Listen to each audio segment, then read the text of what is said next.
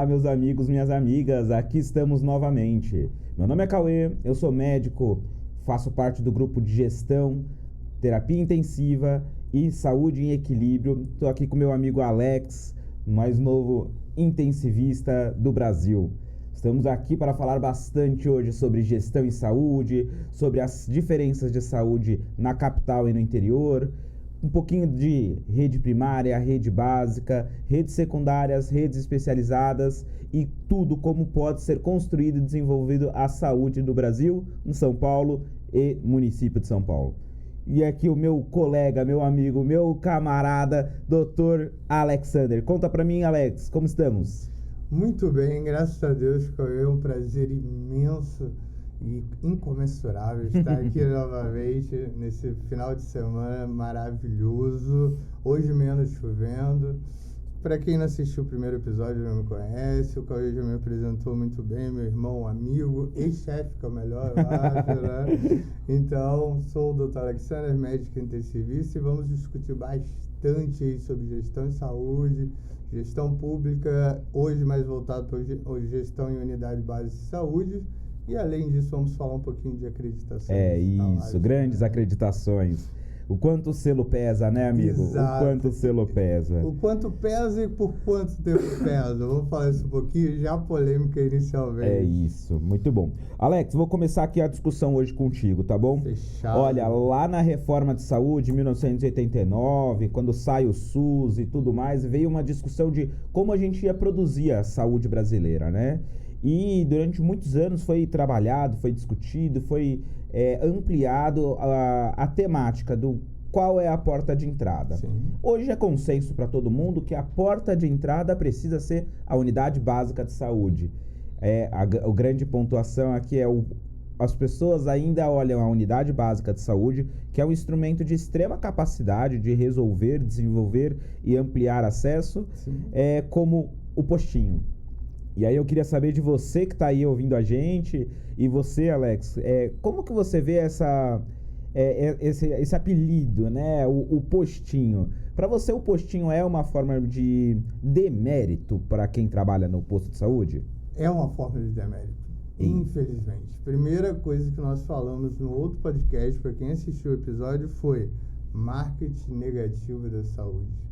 E chamar uma unidade básica de saúde com fisioterapeuta, enfermeiro, técnico de enfermagem, médico, que fornece medicamentos, que dá toda a estrutura da medicina preventiva, que hoje sabemos que é o futuro da população, infelizmente é sim um demérito. Postinho, e virou um demérito para a população, porque muitas vezes nós encaminhamos o paciente para a continuidade do tratamento via postinho e não conseguimos. Nossa. E o paciente muitas vezes se recusa aí no postinho, de saúde, né? UBS, como queiram chamar. Legal.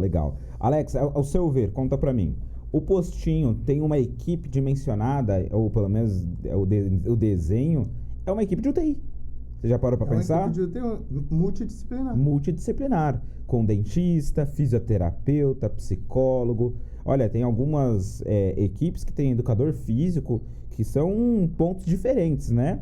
Agora, pensando que o Unidade Básica de Saúde, vulgarmente conhecida, e eu queria convidá-los, todos que estão assistindo aqui, não existe mais postinho. Exato. Vamos tirar isso, né? Não é postinho. Última vez que nós falamos postinho. É isso. Não, vamos falar mais também. Considerando as unidades básicas de saúde do Brasil...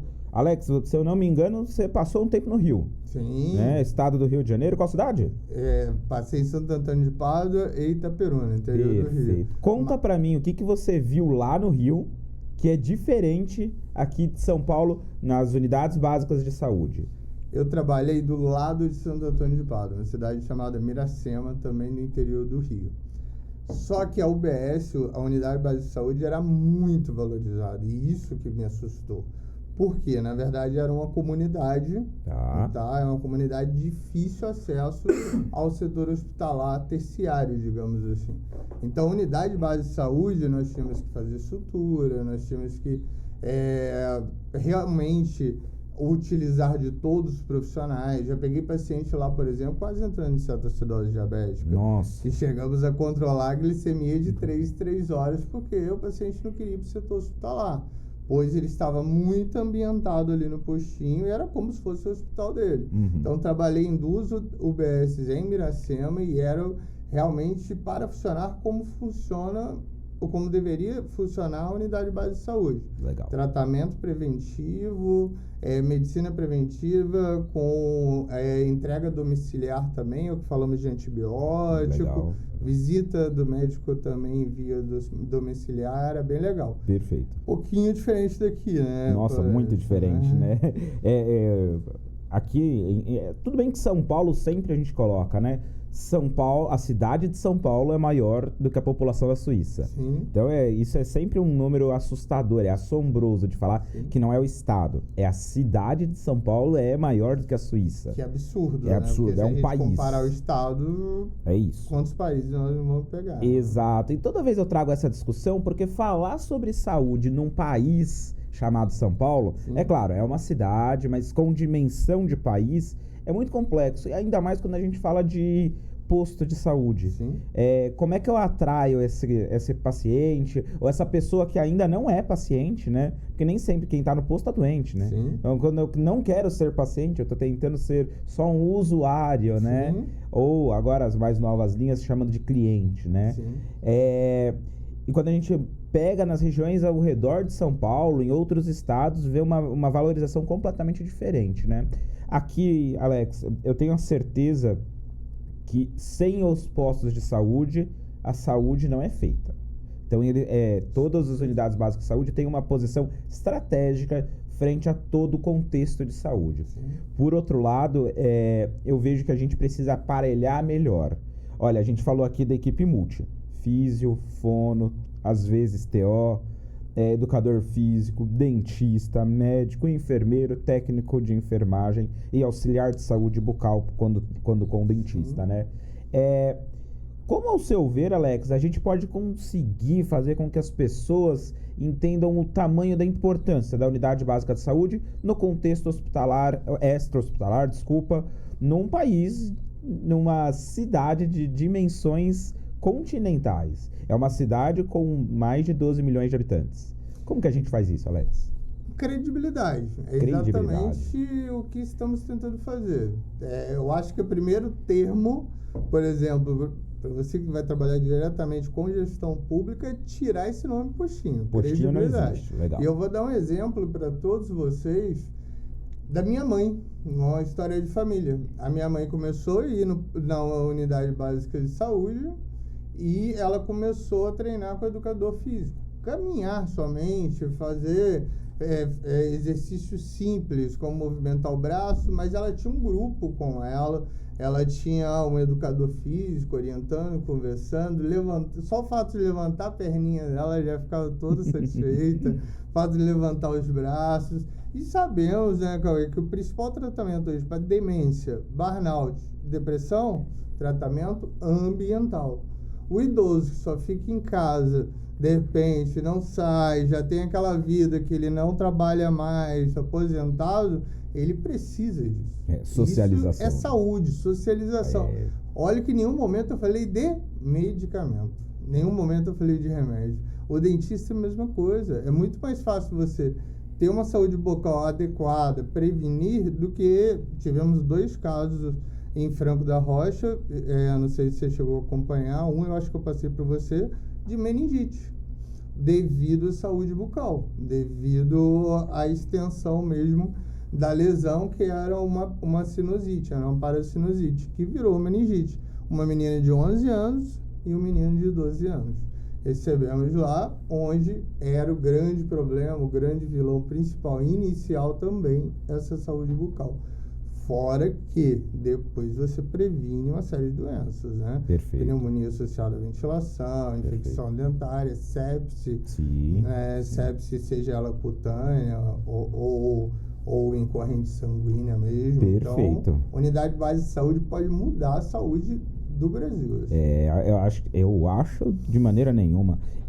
Os estudos, e temos a certeza de que a gente avançou tanto quanto avançou, e eu repito e vou dizer isso todas as vezes, o SUS é bom. A gente sabe as dificuldades de acesso, eu nunca neguei isso, e tenho certeza que você, Alex, também não nega, e você que está assistindo a gente também não nega. A gente tem dificuldades de acesso, sim, mas que quando possível é entregue, e muitas vezes entregue numa qualidade superior àquilo que a gente imagina, né? Pensando nas unidades básicas de saúde, Alex, considerando a equipe multiprofissional, a terapia ambiental, nós estamos no Janeiro Branco, é tão importante falar sobre isso, né? Como que a gente trabalha a saúde mental nas UBSs. Eu vejo hoje com muito bons olhos a inserção de psicologia dentro das unidades básicas de saúde. Isso é uma realidade paulista, né? De ter psicólogos dentro de algumas, não dá para falar todas, mas dentro de algumas unidades básicas de saúde. Mas olha que interessante, a gente tem que trazer essa pontuação de... O Janeiro Branco está aqui para lembrar da gente que a gente tem que tomar cuidado com toda a nossa arcada, nossa estrutura da saúde mental, levando em consideração comportamento, corpo, alma, espiritualismo, né? Você tem até um outro podcast sobre espiritualismo, né? Então, onde eu quero chegar com tudo isso? A unidade básica de saúde, ela precisa ser um local de promoção de saúde, e não de tratamento tão somente de doença, né? E eu não sei se você que está em casa consegue perceber isso, que a unidade básica de saúde não é um local para tão somente doença.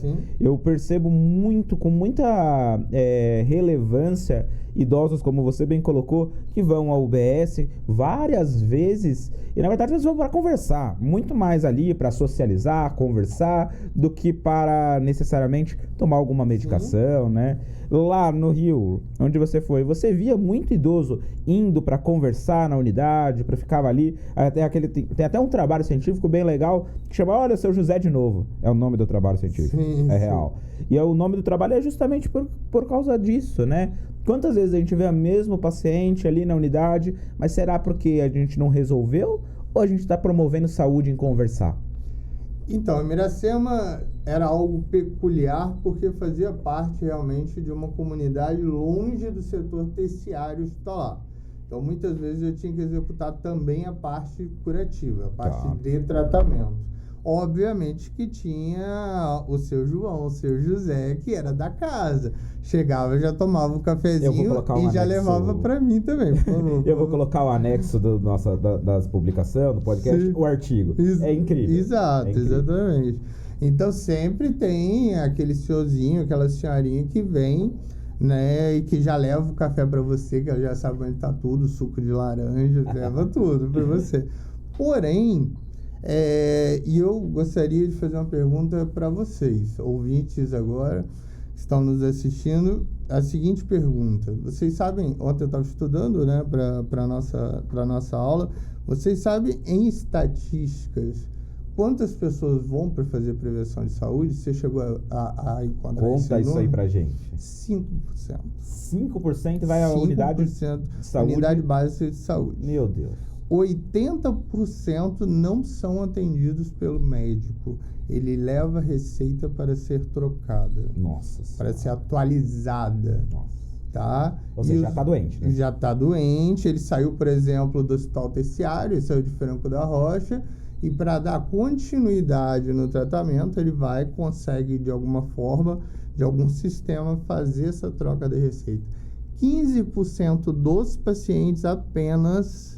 15% dos pacientes apenas conseguem ser atendidos e tratados de uma doença de base, uma pressão alta, uma diabetes.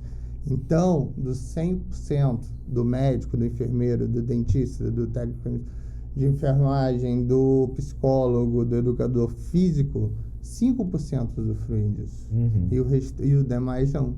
E como você falou, Cauê, a nossa estrutura de unidade básica de saúde, a nossa entrada, o SUS nos respalda em relação a isso, saúde para todos, equidade e acessibilidade, o SUS nos respalda isso. Eu não estou falando que são todos, mas a maioria das UBS, a carga horária, que não era para ser assim e tem demanda para que não seja assim, a carga horária é superior a carga horária do colaborador. Isso aí até pergunta para você, é uma pergunta muito polêmica. A gente Botei adora na saia polêmica. justa, mas a gente responde junto também, para assumir a responsabilidade junto. Mas, pelo que eu vi, né, em visitar e tudo, em levar pacientes, muitas vezes, é que a carga horária muitas vezes é maior do que do colaborador. Ou seja, a carga horária da UBS, que eu vi pelo menos, era de 8 a meio-dia. De 1 a 5 era mais ou menos aquele paciente que ia no dentista, aquele paciente que ia invariavelmente no psicólogo. O que você considera sobre isso? Ou você acha que eu estou errado? Você acha que a carga horária realmente são as 8 horas? Como é que é? Incrível, Alex. Olha, eu tenho a certeza sobre algumas mudanças que o Sistema Único de Saúde precisa implementar. Uma delas é que a gente mudou. Lembra que o SUS nasce, tem uma base de uma canetada em 89 e a partir de 90 se estrutura, né? A lei orgânica do SUS e tudo mais. Nesse contexto, é impossível falar que o nosso SUS é o mesmo de lá da criação. Não dá pra falar. A gente está mudando o SUS, cada vez a gente muda, né? O SUS tem a mesma idade que eu. A gente tem 34 anos. Sim. Nós somos jovens. Nós temos a mesma idade. Né? Isso, exatamente. Né? Então é um momento muito delicado, porque apesar da gente mudar com mais frequência, porque somos seres únicos, sim, o SUS é toda uma rede que percorre do Acre ao Rio Grande do Sul. Qualquer mudança é muito delicada dentro de um projeto de condição continental. Sim. Onde eu quero chegar com isso, Alex? Existem locais que em algum momento foi implantado o posto de saúde 8 horas por dia. E em algum momento teve motivo. Sim. Tá? Não tenho dúvida disso. Teve motivo. Mas São Paulo, Franco da Rocha, Francisco Morato, Caieiras, essas cidades que estão aqui... Mariporã, essas cidades que estão por aqui, elas ou são cosmopolitas, por exemplo, São Paulo, que é, de novo, é o tamanho de um país, sim, são 12 milhões de habitantes, ou são cidades dormitórios, onde eu venho, passo ali a minha noite em Mariporã, descanso e no dia seguinte vou para o trabalho. Que horas que eu cuido dessa pessoa que chega 19 horas, 20 horas e sai 5 horas? Porque isso é a rotina da Dona Maria, isso é a rotina do seu José, que sai às 5 da manhã, 6 da manhã para chegar num local muito distante. E transporte é um problema na nossa cidade. Talvez considerando da população, mais de 60% talvez da população é isso, consigo né? dizer número, mas eu tenho a certeza que a gente está falando aqui da grande maioria. Massa. Por isso que eu falei acima de 50%. É isso. E aí eu não consigo dizer para você, Alex, que a nossa unidade básica de saúde de 8 horas encaixa mais. Ela não encaixa. Pelo contrário, eu acho que as nossas unidades, elas têm que... E eu sei que existe toda uma estrutura, né? Tudo que a gente muda é dinheiro, tudo que a gente faz tem que pensar em orçamento, RH, mas eu tenho uma certeza que as nossas unidades básicas, elas precisam entrar num contínuo que é das 7 às 4, das 4 às 22 e com brevidade, período noturno. Nossa. O período noturno, com certeza. Muita gente vai procurar a UBS no período da madrugada? Com certeza não.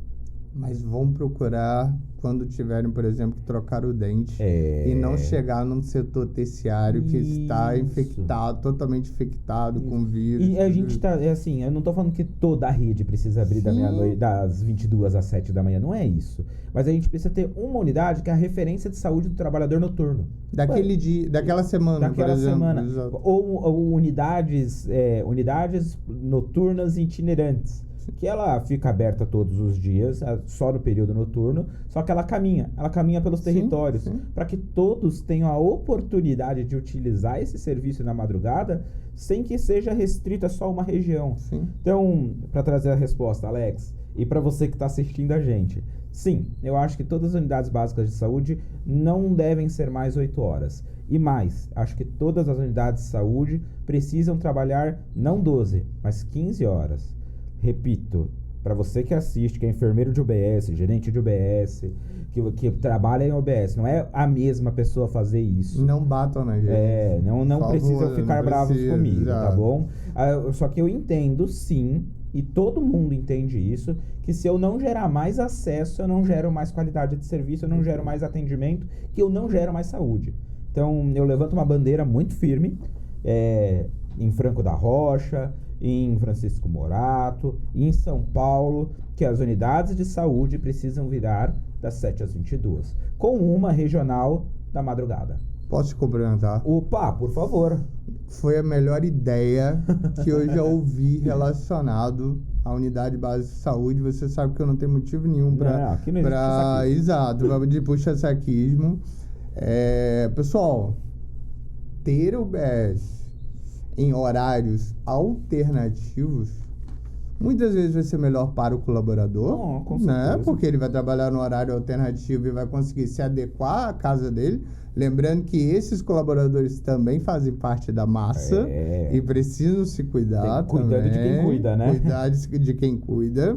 E outra coisa, e talvez seja até uma ideia, assim, no interior, diferente daqui, farmácia, por exemplo, abre uma farmácia uma vez por semana, uma vez no final de semana, né? Sábado e domingo. Entendi. Aqui, como você mesmo falou, sendo itinerante, não precisa abrir todas unidades básicas de saúde. E outra coisa é o que falamos bastante no outro episódio, números estatísticos, né? Se observar que a demanda está necessitando daquilo, coloca em determinado UBS. Perfeito. Se não estiver precisando, não coloca. E eu acho que a partir daí a gente resolve muito aquela questão que nós falávamos. 500 pacientes em todas as internações, em AMAs, em UPAs, em hospitais, superlotações, tudo isso a gente já resolve grande parte desse problema. Voltado a isso, falamos da credibilidade, justamente essa credibilidade do profissional com o paciente em si, né? Que na verdade ainda não é um paciente, é um cliente, como o Cauê falou, né? Fazendo a prevenção de saúde, fazendo o tratamento básico de doenças bases crônicas, trazendo essa credibilidade de volta. Esses horários alternativos foi a melhor ideia que eu já vi em relação ao UBS, porque realmente eu, como médico, e confesso para vocês, a UBS muitas vezes desacredita muita gente. Eu não sei se você tem essa impressão, Cauê. O próprio paciente falando conosco: não, doutor, eu não vou na UBS porque, enfim, eu não gosto, não tenho medo de tratamento. E pelo contrário, né, eles estão lá justamente para realizar essa campanha, e eu tenho certeza que eles tentam realizar da melhor forma possível. Mas quando você já chega sem confiança, é aquela relação médico-paciente, médico-amigo, né, médico, outro colaborador, outro companheiro de trabalho. Se perdeu a confiança, você já vai chegar todo receoso. Você colocaria hoje como prioridade gestão de saúde? Você já faz na Secretaria de Saúde de Franco. Isso. Mas se você tivesse poderes a mais, tá? Vamos supor que se você fosse daqui de São Paulo, como você falou, uma cidade continental, se você fosse um responsável pelo lado executivo ou legislativo, mas um vereador, um prefeito, seriam essas pautas para o UBS? Você teria algum outro planejamento? Você que tem essa expertise em gestão pública? Legal. Nossa, Alex, toda vez que eu venho aqui, eu falo que eu saio com várias ideias, sabe? E eu tô vendo, A gente precisa desenvolver o SUS e, como a gente conversou no começo, o SUS precisa passar por um banho de inovação. Sim. Né? Envelhecer faz parte. A questão é como a gente vai envelhecer. Sim. E o SUS não é diferente. Ele está envelhecendo. 34 anos não é um menininho, Sim. né? Como a gente vai desenvolver, como a gente vai criar, como a gente vai reinventar o SUS. Inclusive, tem um plano de governo recente que é Reinventando o SUS. Mas esse é um outro momento. Sim, né? sim. Olha, além das UBS, além das unidades básicas de saúde trabalhar das 7 às 22, pelo menos num primeiro momento, eu acredito de verdade que a gente precisa começar a fazer as pessoas entenderem qual é o funcionamento da UBS. E aí as coisas têm que ser mais claras. Uma discussão que eu sempre ouço, e todo mundo que está assistindo a gente sabe disso, que eu vou na unidade básica, passo no médico, ele pede alguma coisa, nunca marca. Demora 60 dias para ficar pronto, para conseguir fazer o exame. Exato. Essas coisas vêm desacreditando muito o próprio profissional de saúde. Ele já fala, isso aqui não vai sair antes de 60 dias. Se sair, essa é a frase. E você vê, como você viu, por exemplo, tão rapidamente, tão facilmente essa resolução para o OBS com horários alternativos, você encontra alguma forma desses exames serem mais velozes, exames de alta complexidade, muitas vezes, estarem mais acessíveis? Olha, Alex, essa é capciosa, difícil, hein? né? Lembra, tudo é acesso e tudo é dinheiro, Sim. tá? Eu acredito que a gente precisa definir qual é a nossa prioridade, porque o cobertor ele é curto. A gente não tem orçamento para gastar só na saúde. A recordar aos meus colegas que aqui assistem, a gente tem segurança, educação, enfim, tantos outros pontos juntos. Mas olhando sendo muito minucioso, é importante primeiro entender se é uma urgência ou não. E aí é que muitas vezes o SUS e quem usa o SUS fica chateado. Porque quem vai na unidade básica de saúde, não é que não é, mas não necessariamente é uma urgência. Que não era para ser. Exato. O conceito de urgência para quem sente é agora. Eu quero essa toma amanhã. Sim. E tá tudo bem. Nosso mundo é assim hoje. Sim. Vai dizer que você que tá assistindo a gente aí não pensou um dia assim, eu preciso de alguma coisa para amanhã. Exato. Como que não tem para amanhã? Não, essa tomografia eu preciso fazer depois da manhã, tomografia de abdômen, porque eu já tenho que fazer uma hernioplastia há 3 anos. Tô aqui esperando uma hernioplastia de urgência. Você fala, entendi. Uma hernioplastia de 3 anos, sim. Não é bem por aí que funciona. Então a gente precisa descrever de forma muito clara a diferença de demanda e necessidade, né?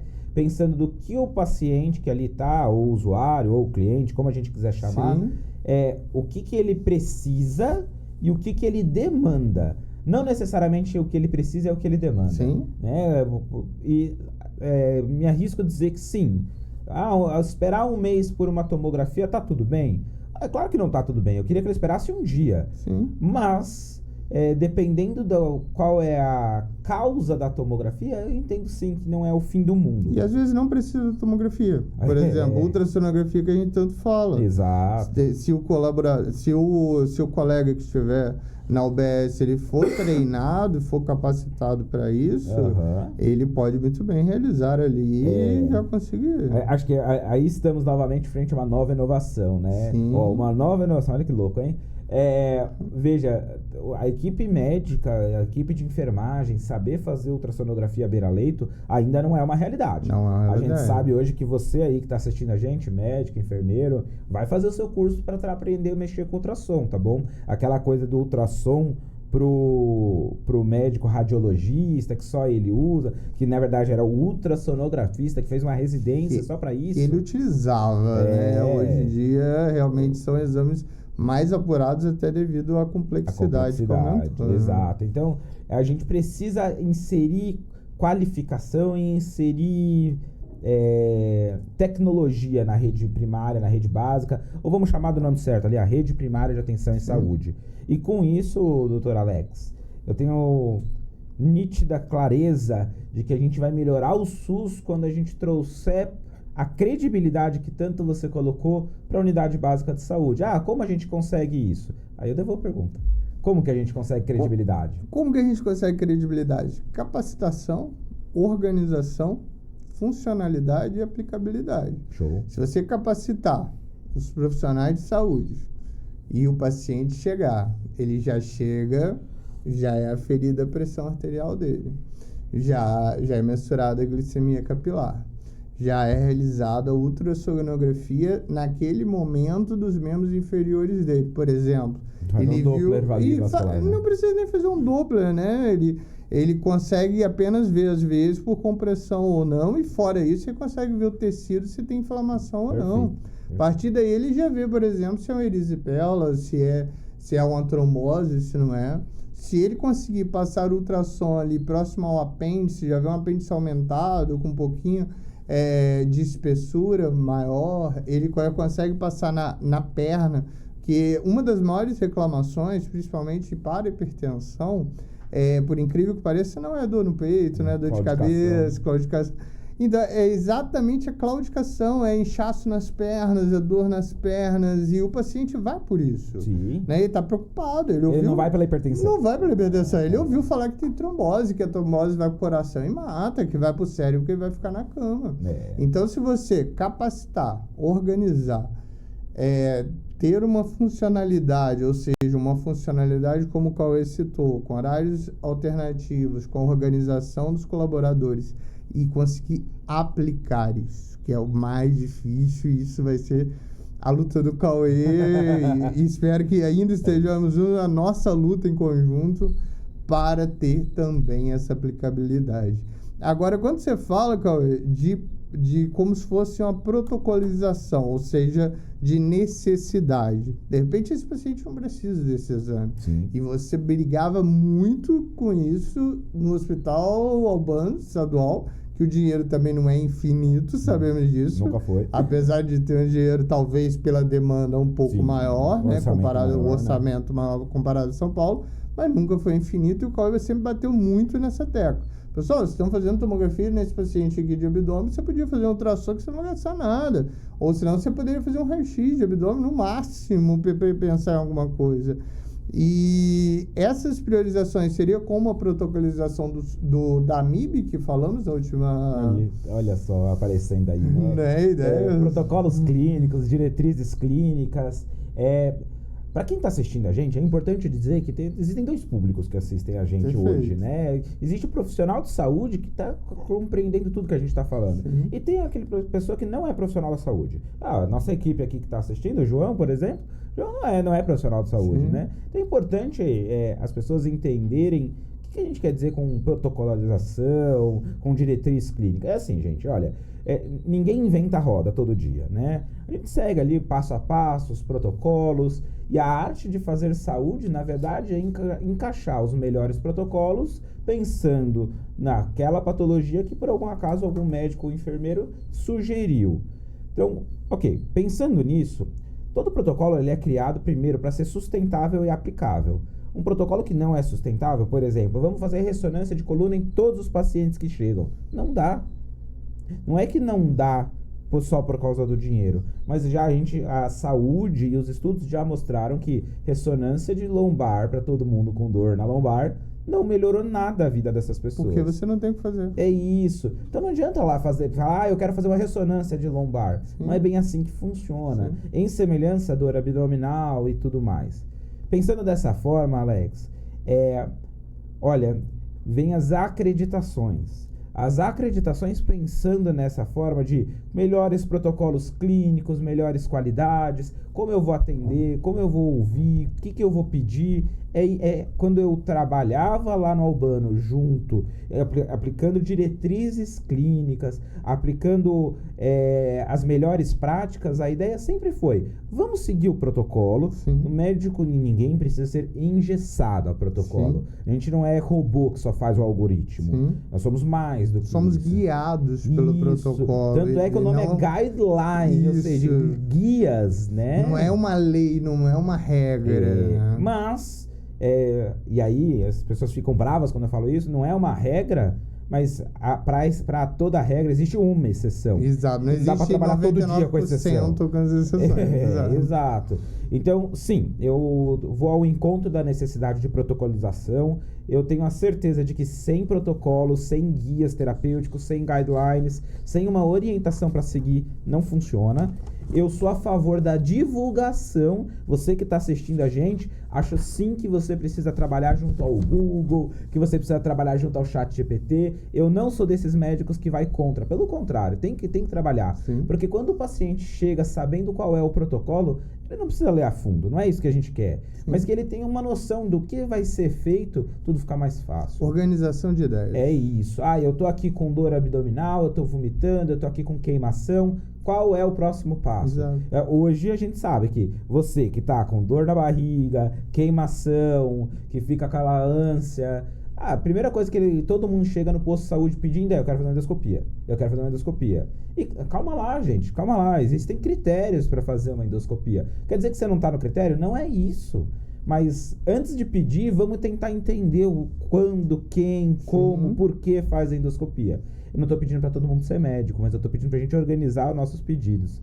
E nesse sentido, você, Alex, vêm as acreditações. Sim. As acreditações vêm para promover segurança baseada em protocolos, planos, projetos, para que, no fundo, a segurança que a gente presta no atendimento seja garantida. Por isso, a acreditação. Perfeito. E tá tão importante a acreditação no Brasil que, recentemente, as unidades básicas de saúde, isso é, a atenção primária, está passando por uma acreditação aqui em São Paulo. Eu ia te fazer essa pergunta. Unidade básica de saúde tem acreditação? Opa! E tem níveis de acreditação, como no hospital? Excelente. Alex, as acreditações são tantas, tá bom? Existem vários selos, e quando a gente fala acreditado, a pessoa ganha um selo. E você me explicou, né? Acreditação de acreditar, né? Eu acredito... Popularmente falando, eu acredito naquela instituição trazer o melhor para o paciente. Exatamente. Pô, eu adorei isso. Fica fácil de entender, né? Fica muito fácil. A ideia da acreditação, então, é garantir a melhor qualidade de atendimento, segurança e protocolos institucionais descritos e aplicados para aquele paciente que ali está. Quantas vezes a gente já não foi num lugar onde cada um seguia a sua vontade? Sim. E aí tá errado. Sim. Agora esse aqui faz isso, agora você faz... Os enfermeiros cobram muito isso. Mas o médico de hoje faz assim, o médico daquele de amanhã faz aquilo. Porque estrutura de UBS, eu não sei se você tem a mesma impressão, né? Ou se vocês possuem a mesma impressão. Quem manda na UBS? Quem organiza? Quem gerencia tudo? Inclusive quem marca as consultas, consegue agilizar um procedimento, um processo, outro. Na minha cabeça, pelo menos nos locais que eu já trabalhei, visitei ou atuei diretamente, é o enfermeiro. De longe, sempre. Sempre o enfermeiro. E em segundo lugar, o fisioterapeuta, inclusive. Aí, em terceiro lugar, viria o médico, que muitas vezes está chegando ali justamente para esses 85% de troca de receita, para os 5% apenas de prevenção de saúde, que não vai para a mão dele, muitas vezes, é que o enfermeiro resolve muito bem. Por isso que a gente tem que valorizar tanto os enfermeiros, os técnicos de enfermagens, né? O auxiliar, o auxiliar bucal, quantas vezes ele realiza, quando na capacidade dele, alguma coisa que deveria ser realizada pelo dentista, quando ele pode, né? Claro. Quando ele está credenciado. Então, esses profissionais são de total importância para isso, né? É isso. E aí, pensando nas acreditações, Alex, quando a gente coloca essa posição, São Paulo passa agora por uma grande acreditação. Como a gente colocou, existem vários modelos de acreditação. Sem conflito de interesses aqui, JCI, ONA, Kementon, enfim, existem vários. O Brasil, em algum momento da nossa história, elegeu a ONA como modelo de acreditação que será usado em hospitais públicos. Sim, que é mais conhecida. Exatamente. E aí a ONA vem a uma contratação, isso é importante dizer, isso não é voluntariado, é contratado.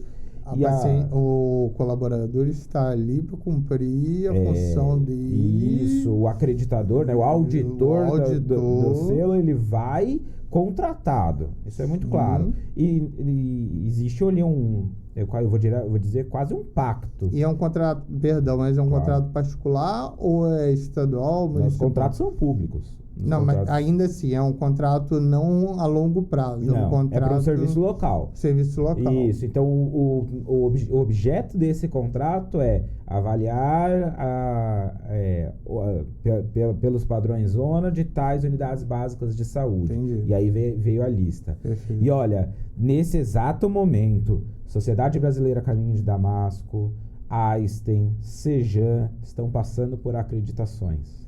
Olha, não vou dizer aqui, né? Não tenho os resultados. Quais unidades? Exato, né? não dá para dizer agora. Quem tá passando sabe. Mas tá ruim, cara? Tá difícil. Tá difícil. Tá muito difícil. Porque as pessoas têm uma falsa impressão de quem é da saúde. Quem não é da saúde, olha o selo e fala que negócio legal. Mas quem é da saúde, olha às vezes e fala, isso aí é comprado. Quantas vezes as pessoas não pensam nisso? Eu já pensei. Esse selo aí é comprado, né? Esse selo aí só existe para fazer a coisa acontecer, né? Por outro lado, a gente tem muito claro hoje, e a acreditação nas unidades básicas de saúde tem demonstrado que não. Até porque algumas unidades não passaram. Então, essa é a minha preocupação, porque essas unidades não passaram. Aí seria também uma próxima pergunta. Eu só não coloquei para você, peço perdão. Não foi falta de educação, pessoal. É que eu tenho medo dessa garrafa. Essa garrafa deve custar uns R$1.000. Entendeu? Então eu já vi com muito cuidado aqui. Vou botar água aqui. Entendeu? Eu já vi com bastante cuidado. Por isso que eu não coloquei para você. Por favor. Vocês acham que o acolhimento humanizado é uma forma de aumentar a credibilidade do SUS? Cauê, primeiro, expert no assunto. Legal. Acho sim. Acho que quando a gente sai do automatismo... Pode repetir a pergunta? Claro, repito. Claro, vamos repetir. Então, as pessoas... Houve uma pergunta no sentido de... Olha, o atendimento humanizado aumenta a credibilidade no SUS? Vou deixar um tempinho aí você pensar. Vou dar minha resposta, Alex. Eu acho que sim. Eu tenho convicção de que uma consulta olho no olho, uma conversa séria, que não é no automático, tem um impacto importante. Contudo, a gente precisa recordar, sim, que é fácil falar uma consulta bem feita, olho no olho, atrás da mesa no ar-condicionado. É muito tranquilo falar isso.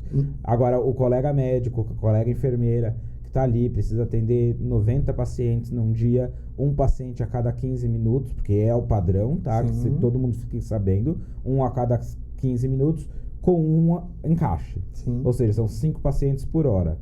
Ouviu todos os problemas do seu José e da dona Maria em 10 minutos, se torna um desafio. Então, fica aqui a pergunta. Eu vou colocar meu posicionamento e devolvo para você, Alex. Eu tenho clara evidência de que sim, o atendimento humanizado aumenta a adesão, melhora resultado e aumenta a credibilidade. Contudo, o desafio é dimensionar hoje as redes, os profissionais, para que façam esse atendimento humanizado, acolhedor e que dê essa credibilidade. E você, Alex, o que você pensa? A partir de 2014, eu estava terminando a faculdade para iniciar a residência. Foi realizado um estudo multicêntrico, inclusive... Para quem está assistindo a gente, o que é um estudo multicêntrico? Um estudo multicêntrico, você pega vários hospitais com várias características diferentes, com várias características de pacientes diferentes. E esse estudo foi bem interessante porque ele pegou uma faixa etária de 25 a 50 anos, por exemplo. Bem amplo, né? E isso que é muito raro, pessoal. Para vocês terem uma noção, geralmente essa faixa etária é de 20 a 30, de 30 a 40... quando a gente fala de número de pacientes, estamos falando de 15 pacientes, 20 pacientes. Esse estudo foi feito com mais de 3.000 pacientes. É bastante. Que onde nós conseguimos trazer para o UTI, que era um desafio muito grande. Faço vocês se recordarem que na UTI a gente não podia entrar, tinha que ver o paciente pelo vidrozinho. E a partir daí foi feita toda essa alteração para a humanização, e onde foi observado nesse estudo que reduzia mortalidade. Além de reduzir mortalidade, melhorava a vida pós-hospital. E na unidade de saúde, base de saúde, pensamos a mesma coisa, que é o último estudo. O Cauê pode me atualizar se eu não estudei, se houve outro artigo, depois eu não estudei, mas foi o último estudo falando sobre humanização. A humanização deve ser realizada sempre, até porque estamos e gostamos dos seres humanos e por isso somos profissionais de saúde. É aquilo que eu sempre falo. Trate seu paciente como se fosse você mesmo ou seu familiar. Porém, e essa pergunta depois eu já vou passar para o Cauê. Porém, quando eu falo demanda com carga horária elevada, é porque essa demanda e eu estudei bastante ontem, Cauê, sabendo que você era um expert, eu fiz até um holograma e eu faço para vocês leigos mesmo. Vamos falar de COFA, C-O-F-A. COFA, Cauê. Capacitação, organização e operação. Depois, funcionalidade, é viável, não é viável, e aplicabilidade. Por que são 5 pacientes por hora? Porque esse paciente, muitas vezes, ele teria que ter feito a prevenção de saúde anteriormente. Muitas vezes ele está ali para atualizar a receita dele. E muitas vezes ele poderia ser atendido por outros profissionais que ali estão até chegar a vez dele. Perfeito. E aí sim, teria um atendimento humanizado, falando do médico, do enfermeiro, do técnico, do dentista. Mas a minha percepção, setor primário, secundário e terciário, que o setor mais organizado e o setor mais humanizado ainda é a unidade básica de saúde. Eu não sei o que você pensa sobre isso, mas eu acho que é quando você chama o paciente pelo nome. É aquilo que eu falei quando eu trabalhei em Miracema. Não é o box 26. Não é o box 26. É aquilo que eu falei quando eu trabalhei em Miracema, no posto de saúde, na unidade básica de saúde. Se tiver alguém assistindo, um beijo, que foi um privilégio muito grande. Vocês pacientes, vocês colaboradores sempre me ajudaram e acontecia muito isso. Seu João, vem cá, seu João, vamos lá, vamos aferir a pressão. Vamos lá, vamos ver a glicemia. Vamos fazer o curativo, que o doutor daqui a pouco vai atender o senhor, que ele está com outro paciente. E com isso, todos eram atendidos e conseguimos avaliar. Né? Então, se a gente pensar nesse COFA, mais ou menos, capacitação, organização, funcionalidade e aplicabilidade para todos, para a vida, nós conseguimos desenvolver isso. Legal. E você, com as acreditações? Primeiro, antes de mais nada, eu gostaria de ouvir a sua resposta sobre isso, porque é algo assim que eu tenho muito como projeto, que é a medicina preventiva, que a gente vem falando, e sobre essa estrutura que eu acho que já está boa, mas eu vou te perguntar ainda se existe algum planejamento de melhoria, principalmente após acreditações.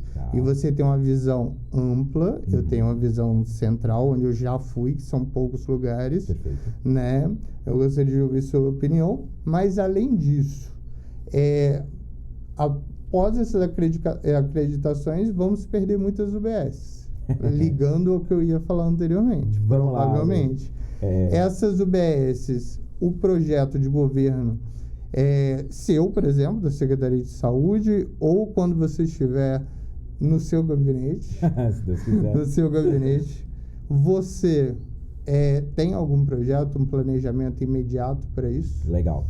Ale, como pontuado, não dá pra gente falar de saúde de qualidade sem falar de selo de acreditação, infelizmente. São Paulo, que é uma cidade, de novo, maior do que a população da Suíça, acho que vai virar vinheta esse, né? Sim. São Paulo começa a colocar o seu sistema primário de atendimento, as unidades básicas de saúde, para acreditação agora. Sim. Isso custa muito caro. A acreditação serve para muito mais do que para além da segurança do paciente. Ele serve também como um alerta para o gestor daquilo que está dando certo ou que não está dando certo. Ninguém fecha uma unidade porque não conseguiu o selo, né? Então, eu não consegui o selo da acreditadora. Não vai ser fechado, se acalme. Mas fica o alerta de que talvez as coisas não estejam da melhor maneira. E se não melhorar? Aí a grande discussão para o gestor público, e aí eu gostaria de saber a opinião de quem está assistindo a gente também, olha, eu sou uma unidade básica de saúde que não passei na visita do acreditador. Eu deveria manter o meu funcionamento, sim ou não? É sempre uma discussão tirar serviços de saúde, mas serviço de saúde retirado é acesso extinto. Né? Sim. Momento difícil. Eu tô pensando nos dois lados agora, por isso que eu falei sim.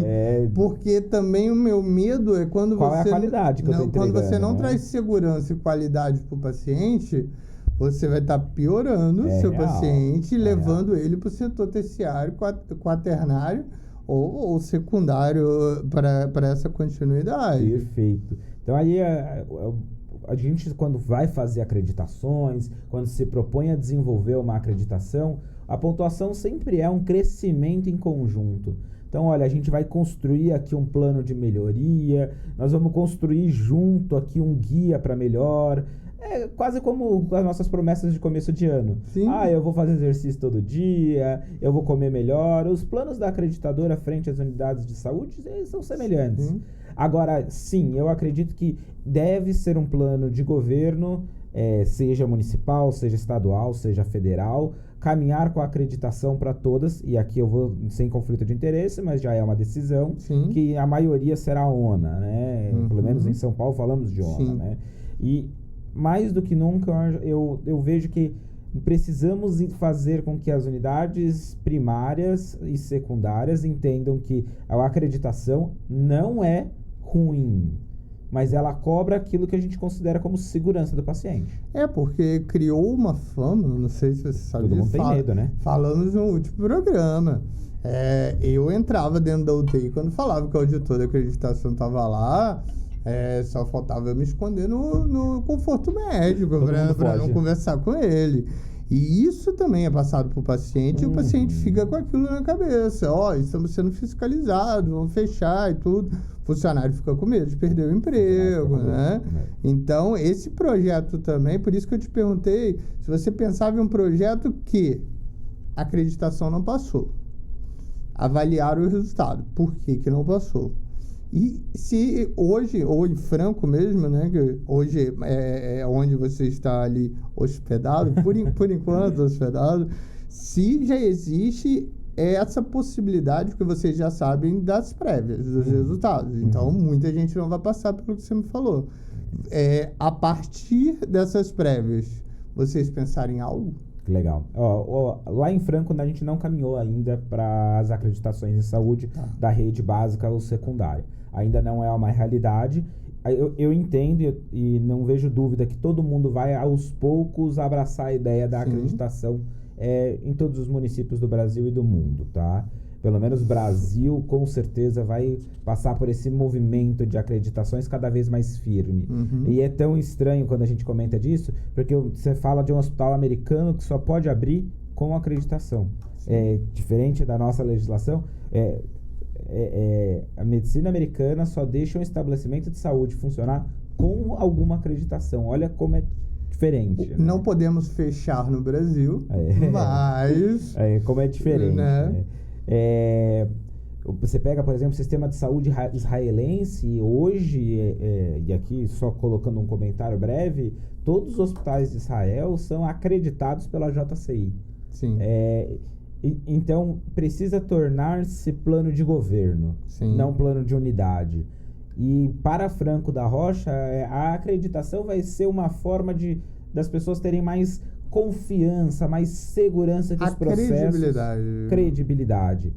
Que foi até um comentário da colega sobre... Bom, como é que a gente vai dar credibilidade, né? Como a humanização, com certeza, mas como mais a gente faz as pessoas olharem para as nossas unidades e falarem, putz, eu passo ali porque ali cuidam bem de mim. Precisa ter uma repescagem também, porque a acreditação que hoje acontece em São Paulo, cidade de São Paulo, município, com as OS que eu falei, Sociedade Brasileira Caminho de Damasco, Sejan, AIS, tem SPDN e tantas outras, precisa ser discutido sim. O que a gente vai fazer com quem não passar, né? Verdadeiramente, graças a Deus, nesse momento eu não sou gestor público de São Paulo, mas fica o alerta, olha, para a população que usa serviços de saúde. Questione para o seu enfermeiro, para o médico da sua unidade. Olha, aqui existe alguma acreditação? Sim. Aqui tem ONA. Já passou alguém disso por aqui? Onde há selo, as pessoas adaptam, entendem a importância da segurança e fazem com que aquele selo vire uma cultura de segurança para o paciente ou para o usuário. E, né? pessoal, aí vocês podem ir com segurança e qualidade. Não que não possam ir nas demais, mas com segurança e qualidade certificada por auditor e experiente. Credibilidade. Credibilidade. Isso pode total credibilidade, total segurança, que vocês vão receber total qualidade, onde vocês foram avaliados, né? Tanto pacientes quanto unidade, para o funcionamento adequado com padronização mínima, inclusive, né, Cauê? Eu gostaria agora de te perguntar e aproveitar um pouquinho da sua expertise, se me permitir. Quer complementar alguma coisa sobre Não, por favor. Da sua expertise, se você permitir. Primeiro eu vou te botar na saia justa, porque... Saia justa de trabalho. De trabalho. Semana passada você me fez uma pergunta e eu entrei na saia justa. Acreditações. Você acredita ou não? Funciona ou não? Muito boa. Minha resposta para um auditor, né? Para o auditor, depois eu fiquei sabendo que além de tudo ele era auditor. Para o auditor foi: eu acredito em acreditações quando elas fiscalizam a longo prazo, de 3 meses, 6 meses, 9 meses. Quando elas vão uma vez, dão um selo e só voltam um ano depois para ver se esse selo permanece ou aumenta o nível, não acredito. Essa é a primeira pergunta. Como que funciona essa periodicidade e como funcionam essas avaliações de desqualificação ou qualificação? E, pessoal, é igual o Cauê falou, tem muita gente que não é da área de saúde que não está nos ouvindo, mas é como se você fosse classificado para um ambiente melhor do seu trabalho. Você não foi promovido, você não virou gerente, você não era um funcionário e depois virou gerente, porém você trabalhava num local totalmente quente e começou a ir para o escritório com ar-condicionado. É mais ou menos isso? É uma analogia que dá para o pessoal entender? Ou você pensa em outra analogia? Não, perfeito. Eu acho muito legal essa pontuação. Né? Então, o pessoal entender isso também. E eu vi sempre esse nomezinho. Acreditar. Acreditação. E a outra pergunta você falou muito de ONA, né? Então, só para você não se perder, o pessoal não se perder, a primeira pergunta é: acreditação funciona ou não? Minha opinião no episódio passado foi que não funcionava. E se funciona, como que é realizado esse funcionamento? Perfeito. E a segunda pergunta as acreditações são públicas ou municipais? Se forem, eu acho que entra num conflito de interesse total, por isso que eu acredito que não seja, até onde eu sei, a maioria. Mas nós vemos cada vez mais ONAs e ONAs. As demais, né? Kempton, mas você citou mais também, Quemento, a JCI, enfim, nós vemos outros nomes também aparecendo bastante, como você falou, em Israel deve ser JCI, por exemplo, a mais ampla, mas são municipais, estaduais. Esse dinheiro vem do estado ou do município, ou esse dinheiro é do imposto do cidadão e é como se fosse uma empresa particular? Excelente. Para você que está aí acompanhando a gente, é importante que todos saibam que as acreditadoras, as empresas, elas são privadas. Tá? Que boa resposta. Para não ter saia justa. Fiquei feliz. Para não ter nenhuma saia justa, todas elas são privadas, tá? Todas elas, obviamente, possuem fins lucrativos, como toda empresa privada, com o intuito de fins lucrativos. E elas existem e elas têm a característica de serem privadas justamente para não ter conflitos de interesses. Do tipo, eu pago e eu produzo o próprio serviço. Então... Mas, por outro lado, eu vou ao encontro do que você diz, Alex. Veja, para você que está assistindo também, acreditações e acreditações, né? Não vou dar nome aqui, ONA, JCI, cada empresa tem a sua particularidade. O que a gente pode falar, pelo que você disse, da ONA, né? Que está pegando São Paulo inteiro, então é totalmente popular. Então, dentro da metodologia ONA, e aí eu volto a pontuar aqui, a gente na última já fez, convido novamente a Adriana, a Ariadne, pessoal que trabalha com acreditação, vir conversar com a gente um dia desses. Falou do Almir também? O Amir, né? O pessoal vai vir aqui, eu já mandei para eles vão vir aqui logo menos. Existem modelos, existem entendimentos e existe muito do envolvimento da sua instituição frente à acreditadora. As acreditações, elas funcionam. Olha, tem um artigo bem legal, americano, inclusive, que é assim, a pergunta a pergunta da pesquisa hospitais acreditados têm melhores desfechos? Aí não vou contar, né? Se eu contar, perde a graça, né? Não vou contar o resultado. Mas tá lá, hospitais acreditados têm melhores desfechos dos pacientes que ali estão internados? E aí eu vou em encontro para unidades de saúde, unidades básicas de saúde. Unidades básicas de saúde têm melhores desfechos quando acreditadas por ONA, Quemento ou o que for? Só perguntar, desfecho ele considera o quê? Morte, doenças pós-internação? Perfeito. O desfecho para o artigo hospitais acreditados têm melhores desfechos, o endpoint, isso é o desfecho final, era morte. Então, eu reduzi o número de mortes para os hospitais acreditados. Tá ótimo. A gente deixa aqui no link o artigo para vocês poderem, Eu acho poderem que ler. o Cauê também discorda, mas eu pelo menos discordo desse parâmetro de imortalidade. Nem sempre é o melhor. Mas Eu vou trazer lá o artigo e vou deixar a opinião para todos. É um artigo que está traduzido já, então a gente coloca aqui na íntegra para vocês. Mas o ponto quem faz a acreditação, quem faz a função dela, não é o selo. É a equipe que ali está. Então, se a gente não compreende o motivo da acreditação, o porquê ela existe, o porquê ela está aqui, não funciona. Sim. Né? Não funciona, simplesmente não funciona. E olha, quando a gente fala de diferenças de gestões, né?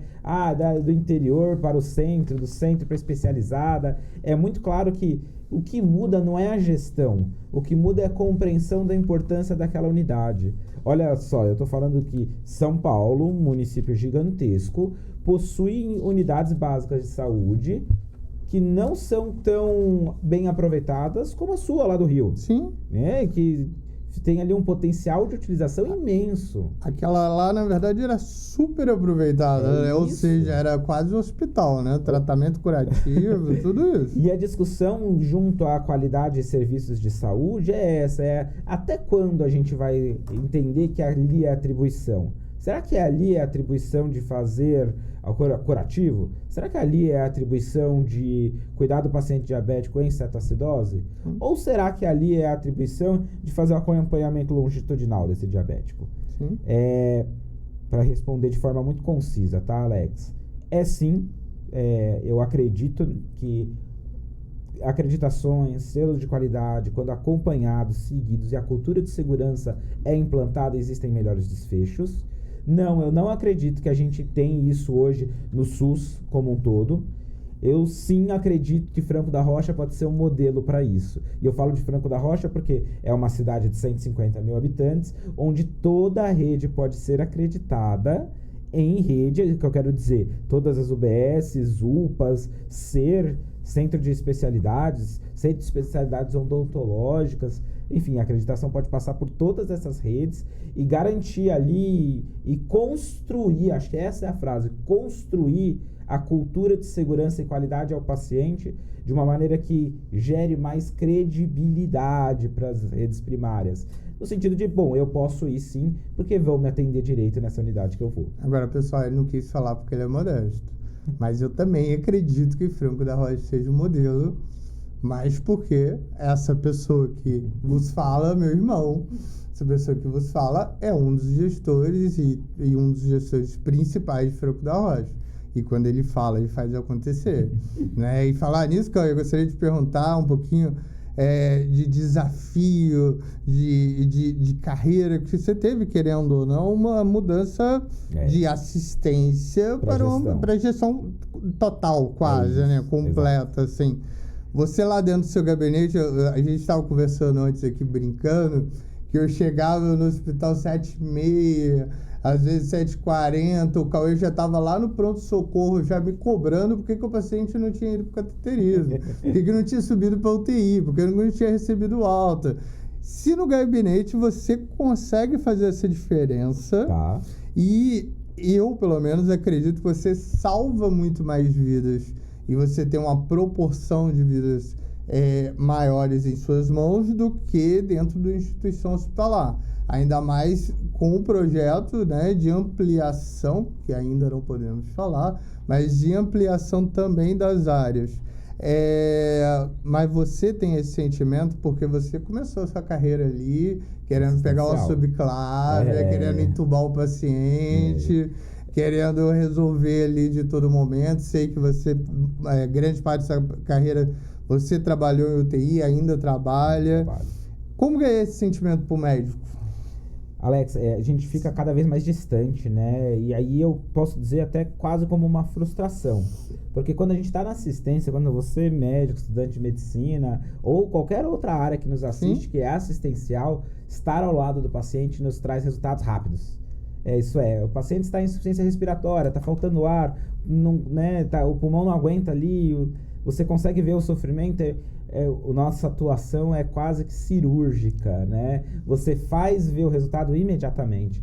Isso é muito legal, né? Isso Da é assistência. dopamina, né? Prazer imediato. Exatamente. Na assistência isso muda tudo. Sim. Para você que está assistindo a gente e que é da área da saúde, que trabalha ali direto com o paciente, conta para mim quantas vezes não te fez bem mudar uma ação, fazer uma atuação e ele entrar ruim e sair bom. Sim. Né? Isso é muito gostoso da assistência. Salvar uma vida. Né? Exatamente. A gente até muda o tom, né? Mas salva a vida mesmo.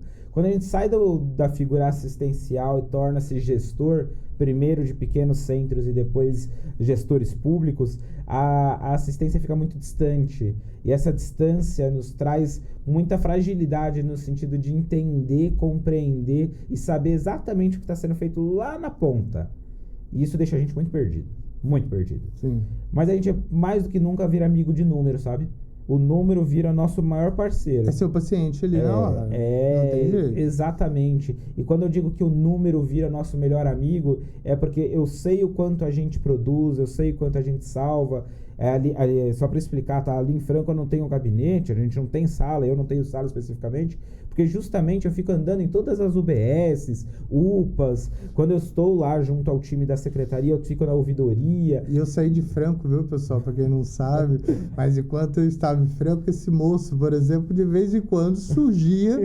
O que você veio fazer, cara? Não, vim visitar vocês, vim rever os amigos, ver como está e tudo. Se você não aguentava ficar ali, não. Então, quanto mais distante da assistência você tá, mais o seu controle e guia precisa ser baseado em números. Eu tenho a certeza que para Franco e para qualquer município, se a gente não trabalhar com indicadores muito claros, com metas muito tangíveis, mensuráveis, capazes de serem atendidas, a gente vai nadar e vai nadar na praia, vai morrer na praia, que é algo que a gente não quer. Para o nosso podcast, onde o nosso tema hoje era segurança e qualidade de atendimento ao paciente, diferenças de saúde da mais distância, né? Diferenças de... Bom, qual é o nome da cidade? Me perdoa? Miracema, diferenças de Miracema para São Paulo, compreensões que São Paulo tem frente a Franco da Rocha, e segurança no atendimento primário, a gente caminhou pra caramba. Né? O que eu quero que todo mundo que viu esse podcast precisa entender e sair daqui com isso no peito segurança e qualidade faz diferença no desfecho do paciente? Ao meu ver, sim, faz. As redes primárias, ali, o primeiro atendimento, precisa ter selos de qualidade e acreditação? Sim, precisa. Porque é uma das maneiras de gerar aquilo que a gente começou conversando, sim, que é a confiança, a acreditação, a confiança de que eu vou até a unidade básica e algo vai acontecer para o meu bem, né? Sim. E por fim, mas não menos importante, a minha visão muito clara é que quanto a gente não entender e não conseguir transmitir para quem usa a rede primária que ela precisa ser elaborada, trabalhada, treinada, capacitada e operacionalizada com protocolos clínicos que guiam. Lembra, você que está assistindo a gente, o protocolo clínico serve para guiar. Protocolo clínico não é uma regra, mas 99% se encaixam nisso. Não precisa cobrar o doutor. Doutor, o protocolo tá falando isso, peguei no Google.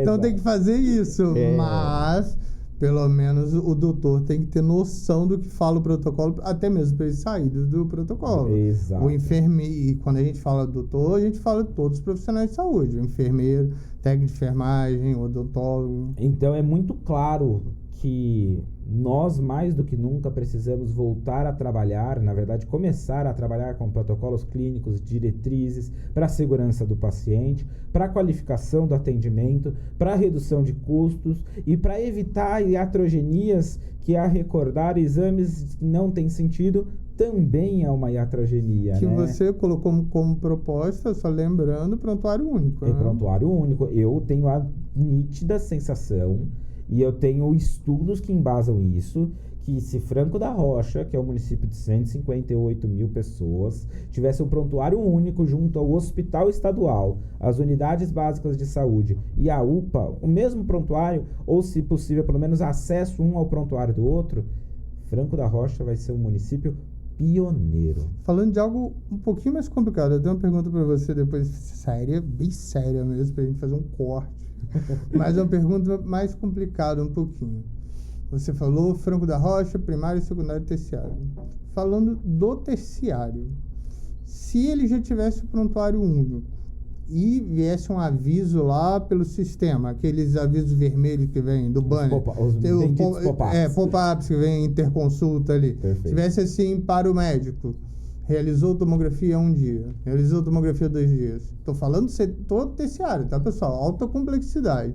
Mas se já ajudasse o médico nessa parte, fez ultrassom 2 dias atrás, 1 dia atrás, todas as informações sobre medicamentos que toma e tudo, reduziria iatrogenia, é uma pergunta, mas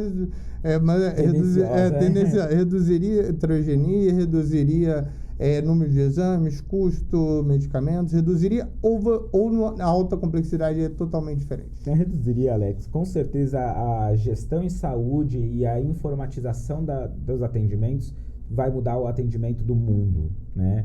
A gente sabe que existe um estudo que é do Kaiser Permanente, que é um estudo americano de uma empresa, tá? Uma seguradora de saúde, que fez ali o acompanhamento dos seus pacientes em escala primária, secundária e terciária. E a Kaiser Permanente colocou um prontuário único. Resultado incrível.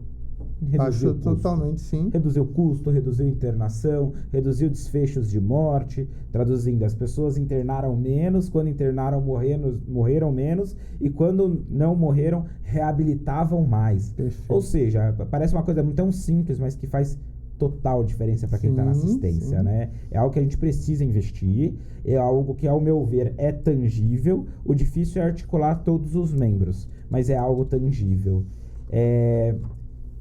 Faz parte da função dos gestores públicos abraçarem a necessidade de inovação em saúde, seja com telemedicina, seja com prontuário único, seja com a difusão de dados. A gente precisa necessariamente trabalhar com os perfis de inovação em saúde. Não dá para fazer digital, PA digital, não dá para a gente fazer saúde como a gente fazia em 94. Sim, né? Perfeito.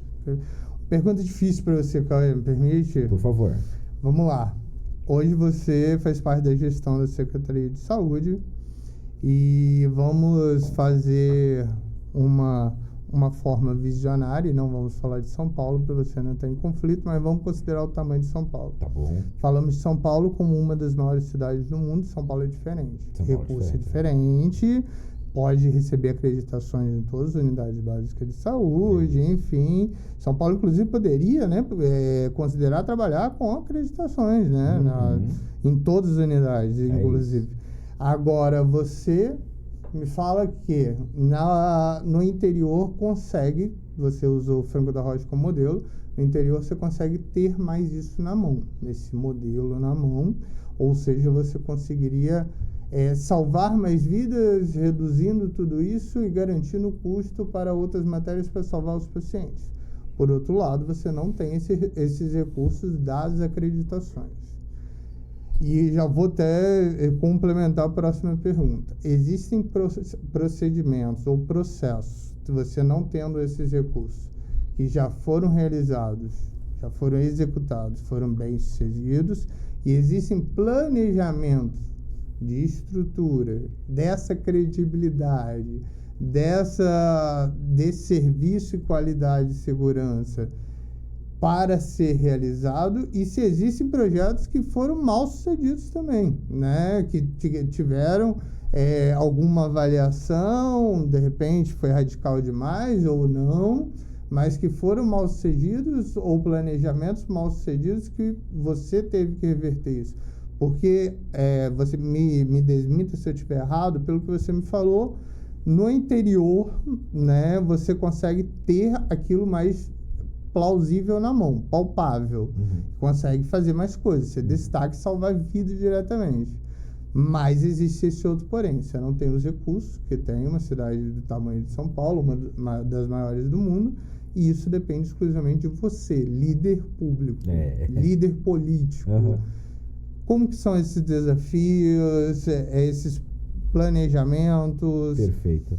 Alex, a gente sofre muito quando a gente fala de dinheiro, né? O dinheiro, ele é desigual aos desiguais. Veja o João aqui, que, né, já tem um podcast para se divertir só, tanto dinheiro que ele ganha. Sim, bilionário. Bilionário. Tá aqui com a gente hoje, 8h50 da manhã. Na Forbes saiu em 6º lugar. 6º lugar na Forbes. Mas veja, a gente precisa usar o dinheiro que vem ao sistema público da melhor forma que é possível. Sim. Em especial saúde. Ninguém gosta de fazer brincadeira com saúde. É o teste que você falou da saúde no último podcast. Exato. Na saúde não se testa, né? Sim. Não dá para testar na saúde. O ponto é que você que está aí assistindo a gente tem muito claro que, independente se você é ou deixa de ser profissional de saúde, quando você vai no serviço, você quer a garantia de um atendimento adequado. Com certeza. Né? Independente de quem é que aqui está. Principalmente os familiares, né? Exato, exatamente.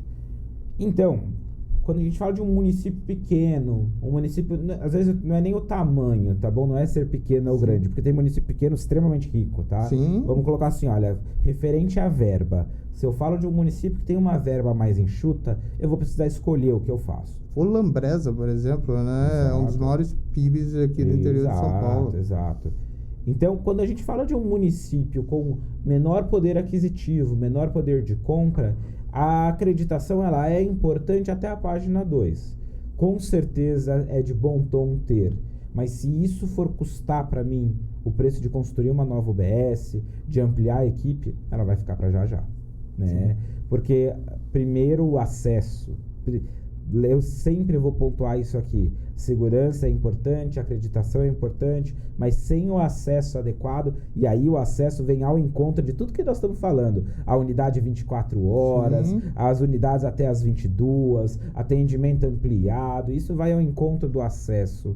Uma vez que a gente garantiu o que está na Constituição, que é acesso universal, Sim.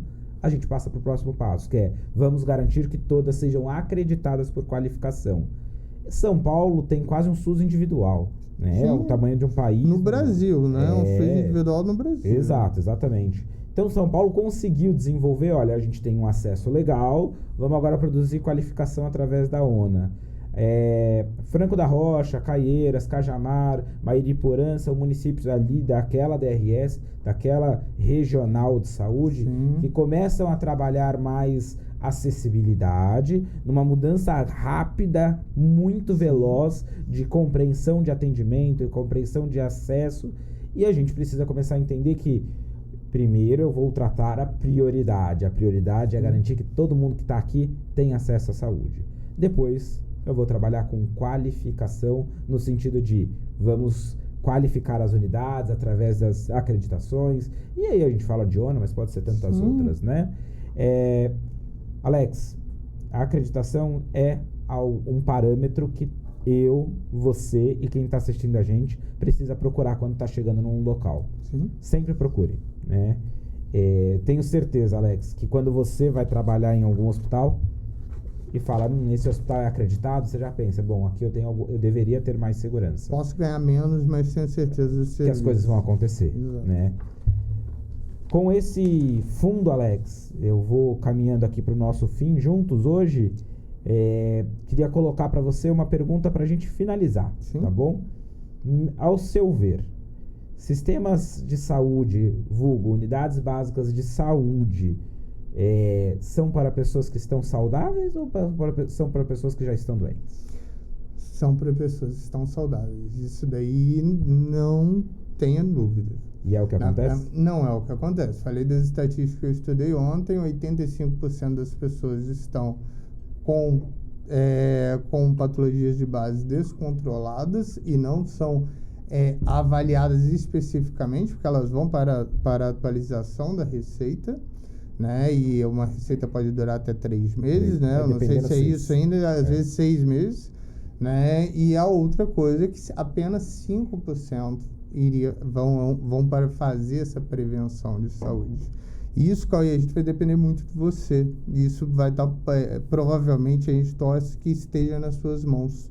Né? De um líder político que pensa nisso, do líder público, Eu falo político, gente, público, se ele for gestor da secretaria, se ele for prefeito, presidente, enfim, vereador. Já pensou presidente? Presidente seria bom, hein?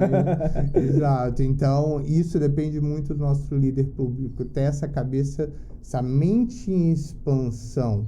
E lembrar sempre que podemos ter melhorias, mas que a alta performance é diferente da alta performance do atleta. Diferente da alta performance exagerada, né? Daquela alta performance que a pessoa vomita no final do vomitar é uma palavra tão feia. Foi pesado, né? essa aí. E vai passar 9h30 da noite, o pessoal pode estar jantando, desculpa, galera. Mas saiu sem querer. Saiu sem querer agora. As pessoas às vezes... Até perdi meu tom, mas vamos voltar. Então, essa cabeça fora da caixa, essa possibilidade de expansão e uma alta performance adequada e não exagerada. Lembrei. Alta performance adequada e não exagerada. Ou seja, equilíbrio, repetições seguidas não extraordinárias. O que o Cauê falou não foi nada extraordinário. Nada. Ele falou de pegar um prontuário e botar para todo mundo, gente. É igual quando você chega no banco, tem sua conta lá desde 90. Pegar um PA digital onde o paciente não precisa sair de casa, se locomover. É onde você só faz a promoção da saúde, trazendo qualidade, credibilidade e humanização. Então, esse é o objetivo principal e nós dependemos dos nossos líderes políticos. Por isso, pensem bem, vocês já sabem as dicas e quem não sabe, por favor, veja o nosso primeiro episódio, já sabe, e que lá possuem as dicas de como escolher o nosso melhor líder político. E político, gestor, aprendi com esse moço aqui, é líder e esse líder deve fazer a UBS em cima disso, para que os nossos hospitais esvaziem, para as filas que vocês enfrentam para a cirurgia reduzam, para que vocês sejam atendidos com maior velocidade, sim, no momento de urgência. E, por favor, deixem o colega médico, gestor, líder político, peço isso ao Cauê também, eu não sei até onde está nas mãos dele, mas pensem, quanto menos exames, melhor. Isso muda desfecho, qual é a prova disso? Muitas vezes a gente pede exame e não sabe por que pediu, aquele check-up, vim aqui para fazer um check-up. Pede o exame, não sabe por que pediu, veio um resultado errado e ele quer tratar e depois descompensa outra coisa. Então, deixem o colega médico, o colega gestor médico, avaliar se realmente tem necessidade daquele exame ou outro exame já resolve o problema. Então, Unidade Básica de Saúde, respondendo a sua pergunta, que é bem incisivo, para medicina preventiva na minha cabeça.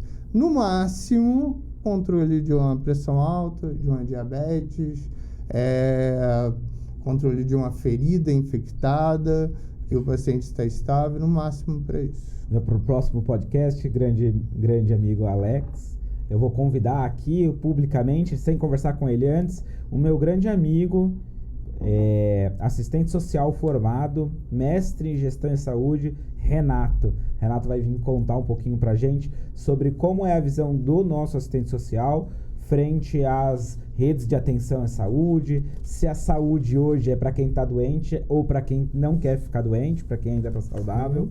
E ele vai contar um pouquinho para a gente, junto conosco, de como é essa desenvoltura, como é essa entrada dos pacientes na rede pública. Ele trabalhou um pouco numa OS, não vou contar o nome agora, mas ele tem um mestrado e um tema e um MBA que fala muito sobre isso e vai ser muito legal discutir isso aqui com ele. E pessoal, em Franco, o Cauê trabalhou comigo, sem querer prolongar, mas o profissional de saúde mais próximo de mim era o assistente social. Todo dia, todos os momentos, toda hora pensando no paciente. Não que os demais não pensavam, mas o mais próximo de mim era o assistente social. Muitas pessoas acham que é o enfermeiro, que é o técnico, que é o médico, o plantonista, não. É o assistente social. E o assistente social vai nos ajudar muito. Eu já vou deixar uma pergunta para o segundo, para o terceiro episódio, semana que vem, para o Cauê, sobre a expansão das OSs e as terceirizações. Não dá tempo de responder agora, é uma pergunta polêmica, ele vai pensar sobre o que ele vai falar, porque é algo muito difícil.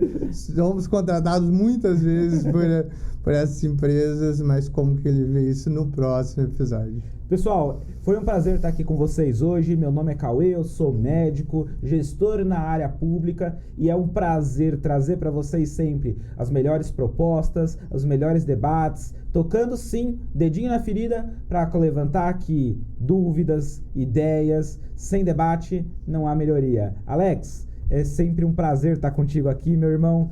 Você é um grande amigo e eu tenho certeza que a gente vai crescer cada vez mais juntos. 24 é seu ano, é meu ano. É nosso ano 2024.